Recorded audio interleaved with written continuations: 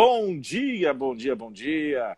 Obrigado por aceitar o nosso convite assim e conversar conosco, com os nossos internautas nesta manhã de quinta-feira, disponibilizar um pouco do seu tempo, doutor, porque o senhor tem um leque muito grande, né, e de conhecimento sobre vários temas, e a gente vai pensando aqui, vamos pensar hoje um vídeo que eu já acompanho do seu trabalho também na internet, em diversas palestras, além do trabalho na medicina, o doutor professor também é palestrante e acaba passando um conhecimento para as pessoas muito grande, como eu disse, em diversos pontos e aspectos da nossa vida, né, não só da própria medicina convencional, né, mas de uma medicina em que a gente é mais sensitiva, se eu posso dizer assim. Então, mais integrativa, isso aí. Integrativa, exatamente. Então, o doutor Júlio Luckmann estará conosco por esses minutos que aí virão, nesta manhã desta quinta-feira, para conversar com a gente. Um vídeo que me chamou a atenção foi o vídeo que o doutor lançou no YouTube, na internet, sobre a questão do banho. Até a nossa chamada para a live de hoje, tomar banho faz mal? Interrogação. Né? E por que a gente não pode afirmar? E eu já vou perguntar para o doutor, por que tomar banho pode fazer mal para as pessoas? É claro que há um senso comum de que a higiene, ela parte do princípio de que você vai trazer benefícios para a sua saúde. Mas, em excesso, pode prejudicar, doutor? Bom dia. Nós exageramos. Infelizmente, esse tipo de situação tem levado as pessoas a uma perda substancial da capacidade do próprio corpo de blindar-se, por exemplo, ao coronavírus. Por quê? Porque a nossa primeira linha de defesa são as nossas barreiras físicas, a nossa pele, as nossas mucosas. E aí o que a gente faz? A gente vai lá no banho, né? Eu vejo as pessoas usando até esfoliantes, né, para tomar banho. Eu já ouvi, inclusive, situações assim, ó. Eu tomo banho com areia, que é para facilitar a esfoliação. Essa pessoa não faz ideia de que o que ela está fazendo, na verdade, é abrir as portas para uma série de patógenos que entram no nosso corpo e causam toda sorte de desgraças aí. Então, eu acho que a palavra que você usou agora foi uma palavra muito feliz. O excesso.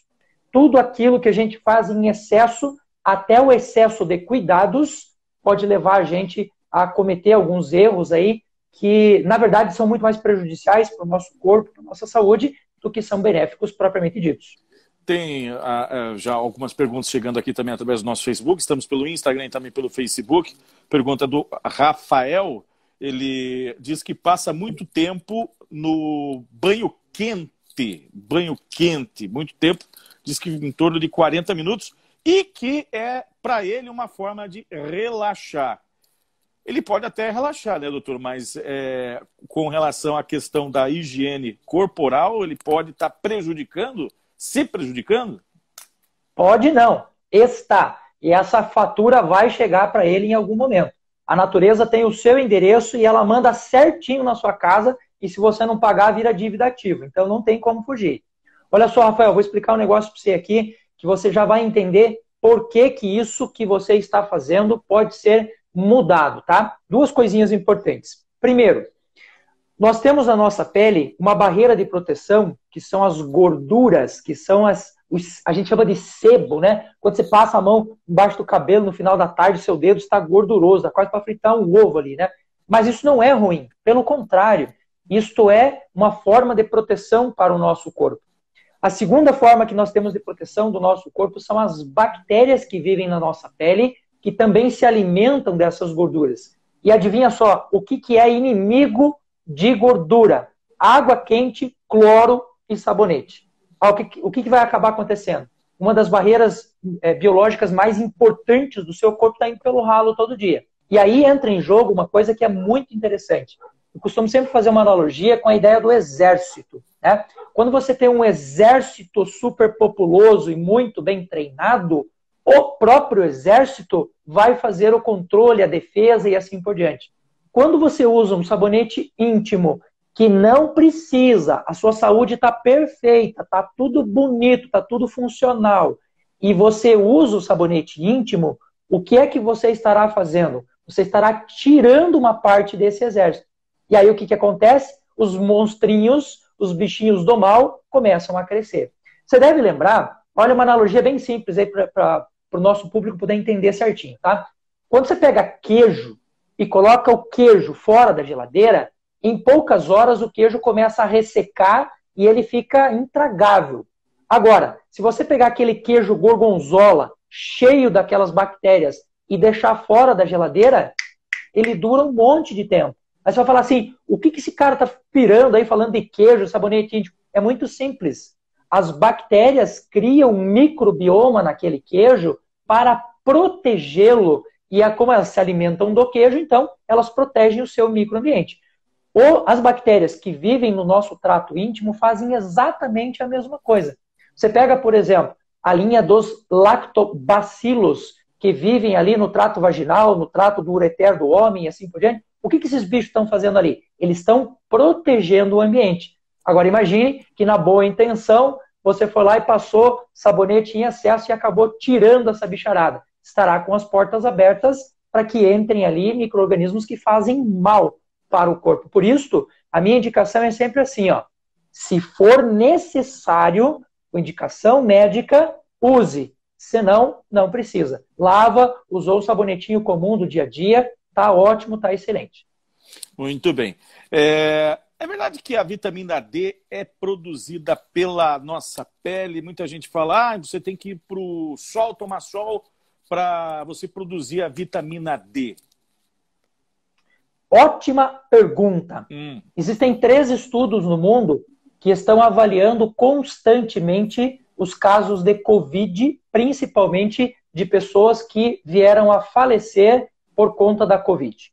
E esses 3 estudos, eles chegam a uma média muito parecida. Algo perto de 98% das pessoas que tiveram complicações de Covid ou que vieram a falecer de Covid tinham índices de vitamina D muito baixos.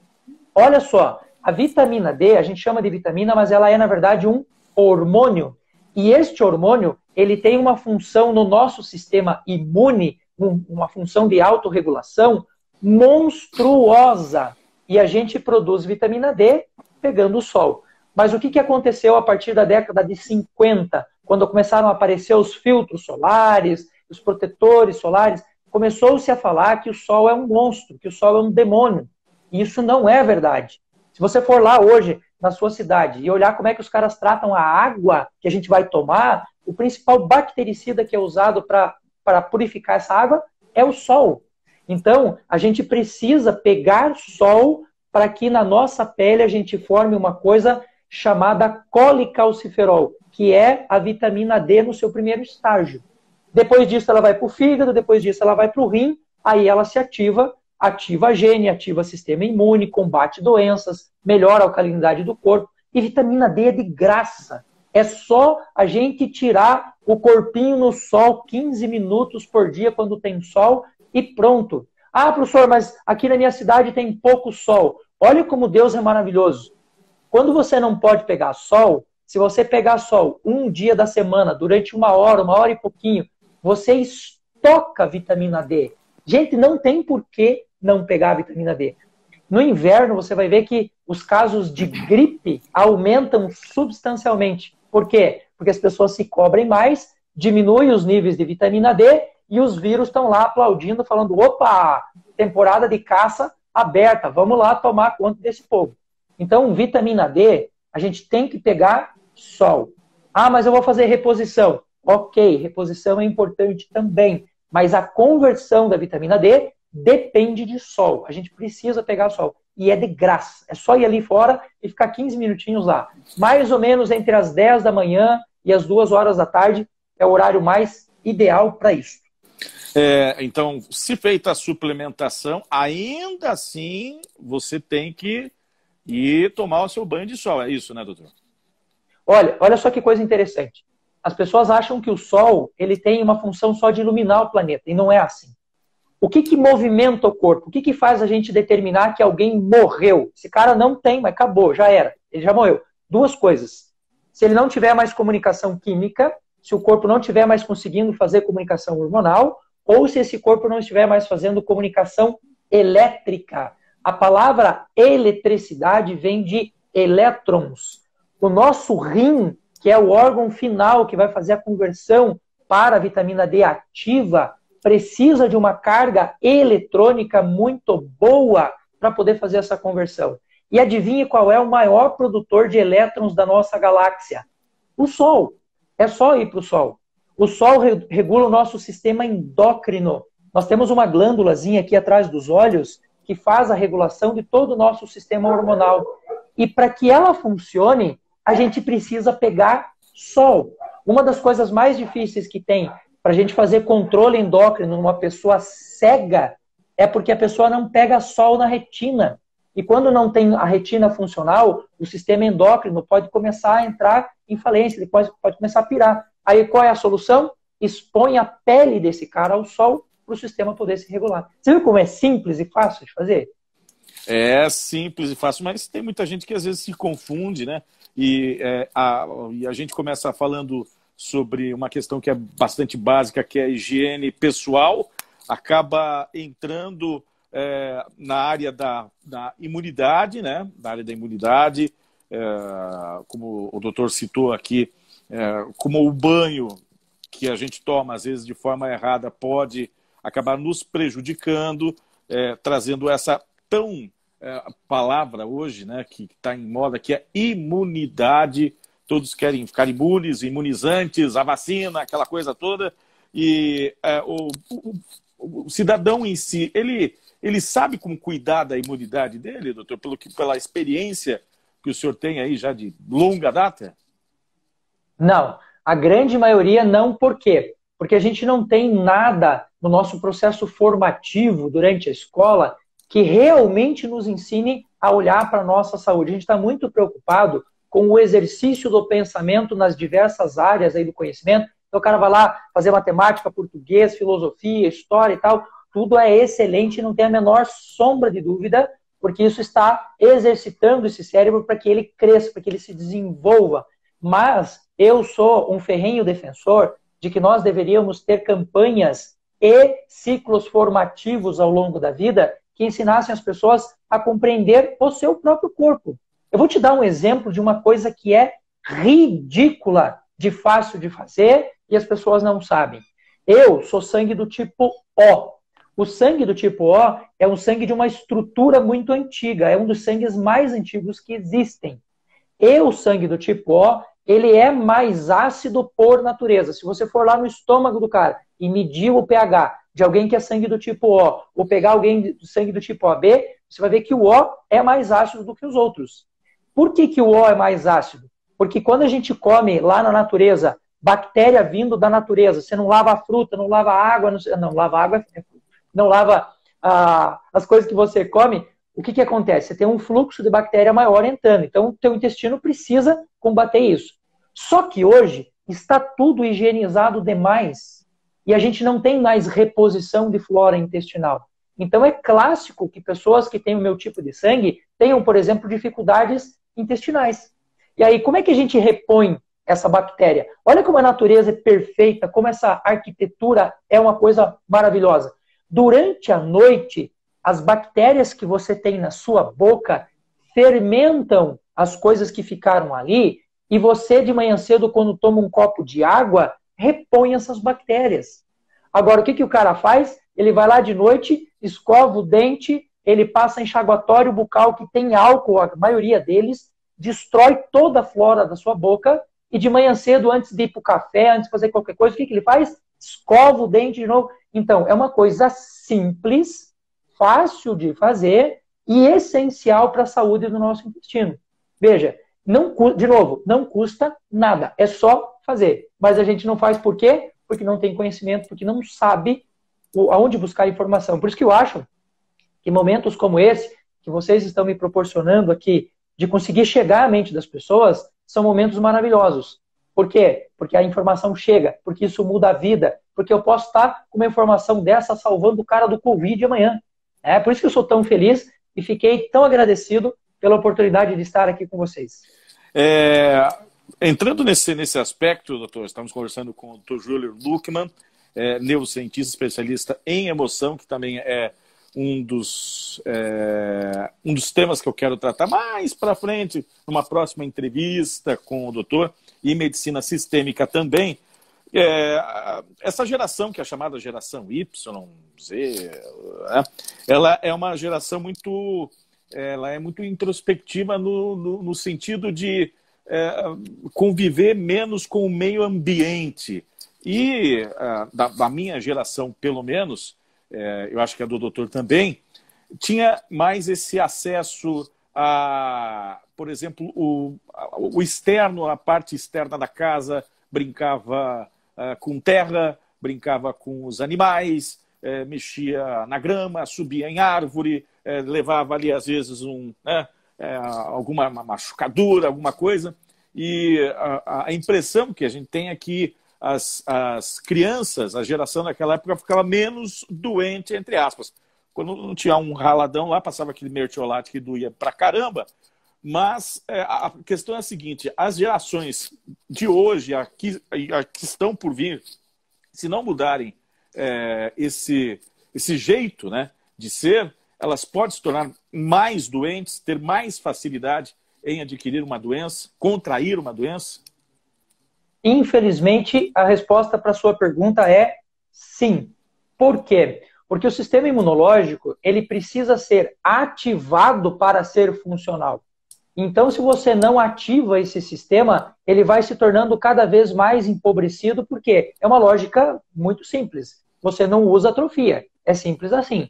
E nós temos hoje, infelizmente, uma porcentagem enorme de adolescentes com problemas ósseos, com problema de má formação nas suas cartilagens, problemas imunológicos, problemas de intestino. Essa galera tem ficado muito tarde no celular, até de madrugada, e o sono é o processo biofisiológico mais importante do corpo. Se você já teve filho pequeno, você sabe que uma noite ali cuidando do filho arrebenta o seu dia no dia seguinte. Então você pode imaginar que essa geração, ela está, na verdade, consumindo as suas reservas naturais, que serão importantíssimas para quando esse cara tiver 40, 50 anos.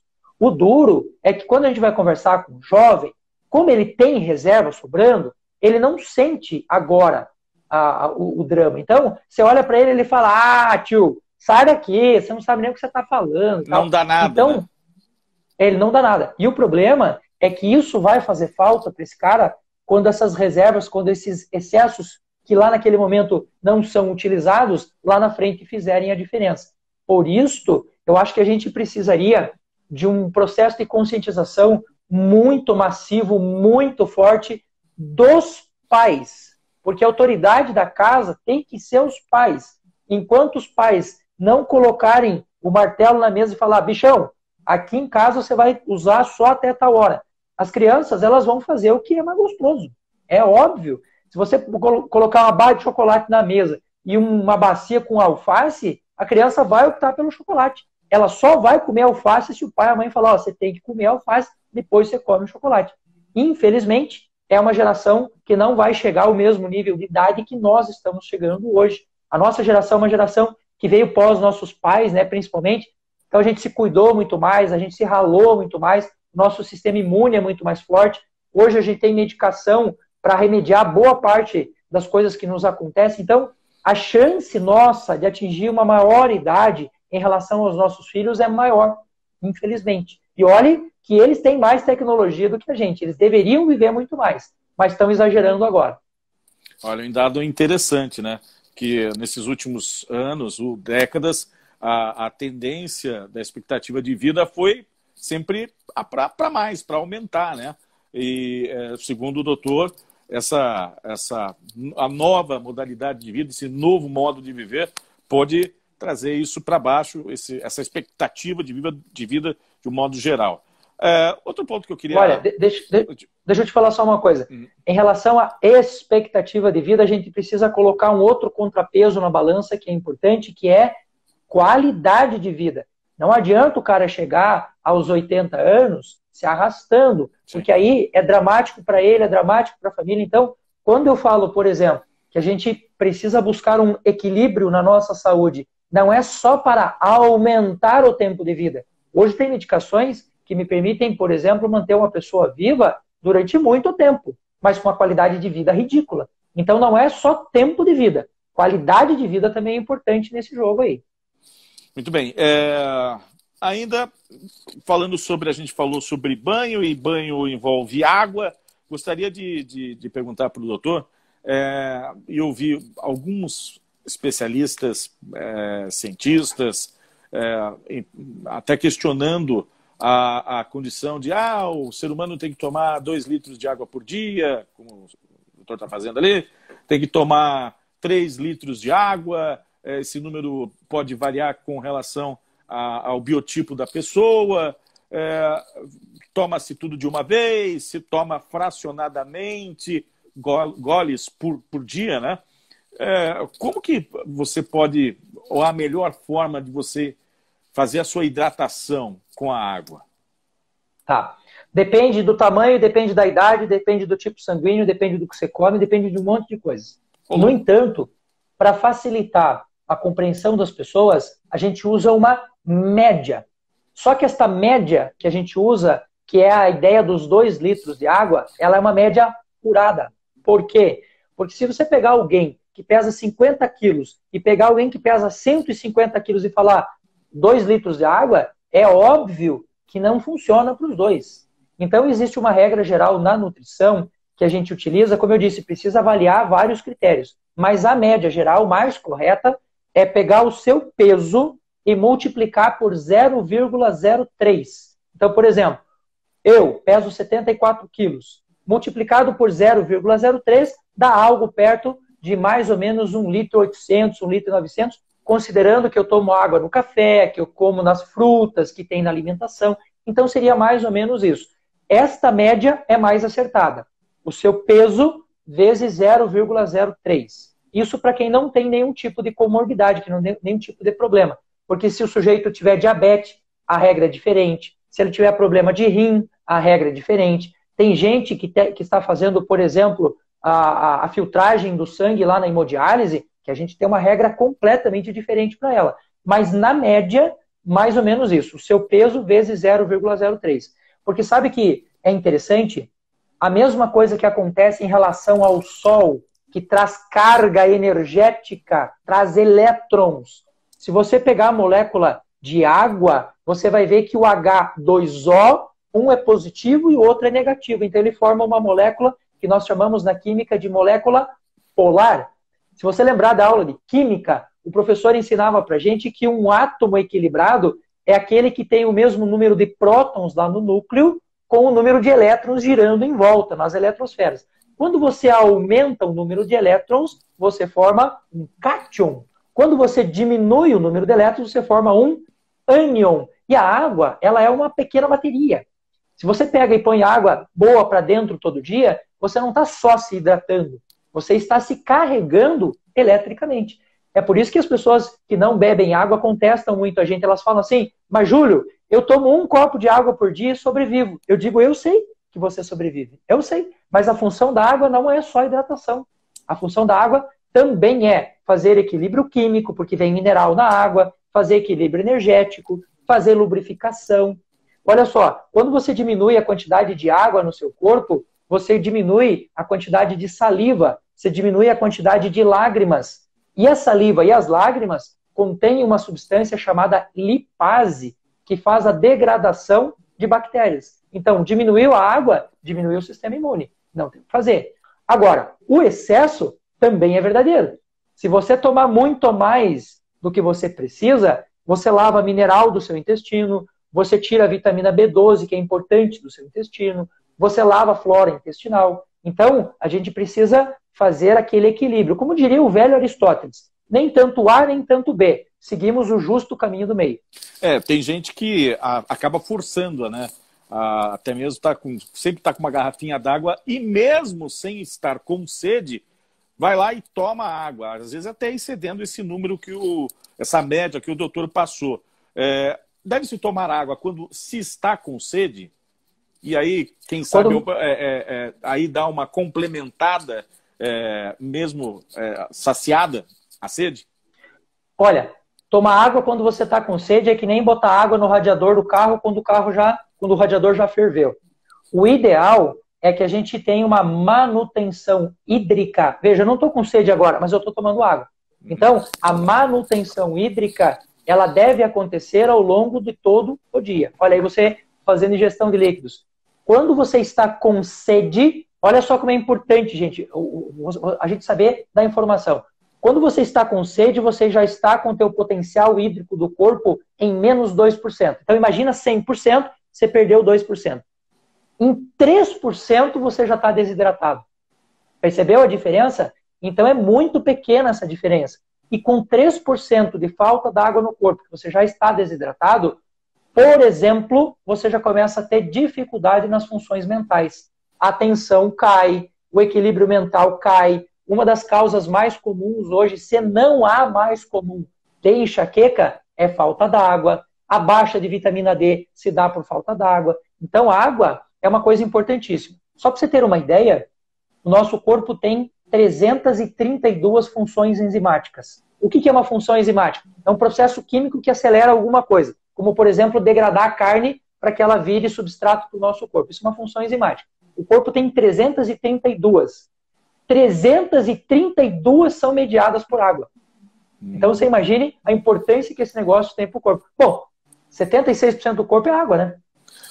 Então está explicado porque o meu amigo Mário Neto chegou na segunda-feira aqui reclamando de dor de cabeça, porque tinha tomado lá uma certa quantidade de uísque e estava com ressaca. A ressaca, ela advém justamente dessa desidratação do cérebro, doutor? Olha só que interessante. Olha só que coisa interessantíssima. Durante o dia, os nossos rins, eles estão filtrando o sangue o tempo todo. Só para você ter uma ideia da importância desses carinhas, os rins filtram por dia mais ou menos 180 litros de sangue por dia.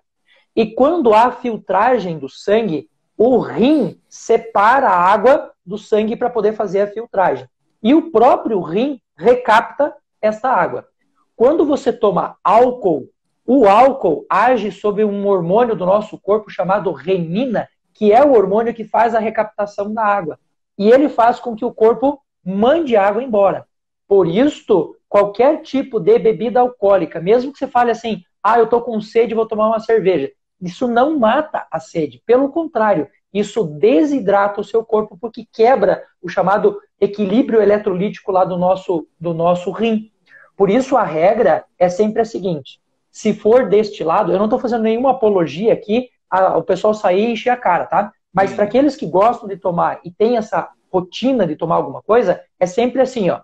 O que for destilado, você tomou lá isso aqui de destilado. Você tem que tomar de 6 a 8 vezes mais em água. Se for fermentado, um vinho, uma cerveja ou algo assim, a gente trabalha sempre no 50-50. O que você tomou de cerveja, tem que tomar de água. Porque senão você literalmente desidrata. E essa dor de cabeça que a gente sente é porque a gente desequilibra o nosso equilíbrio eletrostático e também hidrostático, porque você começa a ter falta d'água por ter dor de cabeça. A gente já está chegando no final aqui do nosso bate-papo com o Dr. Júlio Luckmann, neurocientista, especialista em emoção e medicina sistêmica. A gente falou basicamente hoje aqui sobre os cuidados com a nossa imunidade, falou sobre o banho, né? Que foi uma chamada, né? Para atentar também ao nosso internauta de que nem sempre o excesso de banho, né, faz bem, né, como o doutor explicou, pelo contrário, tudo tem uma medida certa. E eu gostaria de deixar aqui o espaço para o senhor divulgar também as suas redes sociais. Para quem estiver interessado, é muito legal também, tem no YouTube diversas intervenções do doutor lá, diversos vídeos, falando sobre diversos aspectos e temas também, e deixar aqui o espaço aberto para o senhor falar, né, sobre esse tema, o que a gente pode ter deixado escapar aí no ar. Muito bem. Eu tenho um canal no YouTube que se chama Ciência da Emoção, ou se você digitar Júlio Luckmann lá também serve, o YouTube já vai mostrar lá para você. Eu sou um verdadeiro apaixonado pela comunicação, eu acho que é isso que faz a grande diferença em você pegar uma informação complexa e traduzir isso de uma forma compreensível para as pessoas. Então eu realmente me esforço bastante em levar muita informação. Então lá no YouTube você me encontra no meu canal Ciência da Emoção e no Instagram ou no Facebook, no @Júlio Luckmann. E este aqui é o meu último livro. Se alguém tiver interesse, quiser conhecer um pouco mais sobre essa dinâmica da emoção, este Inteligência Emocional em Gotas. Entra lá no meu Instagram, comenta um post meu lá, pede o livro, que eu mostro para você como você faz para adquirir aí, tá bom? Mais uma vez, muito obrigado pelo convite e já me coloco à disposição aqui, se você quiser, eu volto. Se você me chamar, eu volto. Com toda certeza, doutor, a gente tem muito... como eu disse lá na abertura, o doutor ele acaba abrangendo e tendo entendimento de diversas áreas da nossa saúde, da medicina sistêmica, por exemplo, que a gente tratou, da emoção, às vezes de um assunto que as pessoas não têm muito conhecimento, mas que o doutor, como trouxe agora, gosta muito de acabar deixando o assunto de forma digerível para todas as pessoas. É muito interessante, a gente com certeza vai voltar a bater mais um papo em uma manhã, numa live, a que a gente pode fazer aí nos próximos dias. Doutor, muito obrigado pela disposição do seu tempo e até uma próxima oportunidade.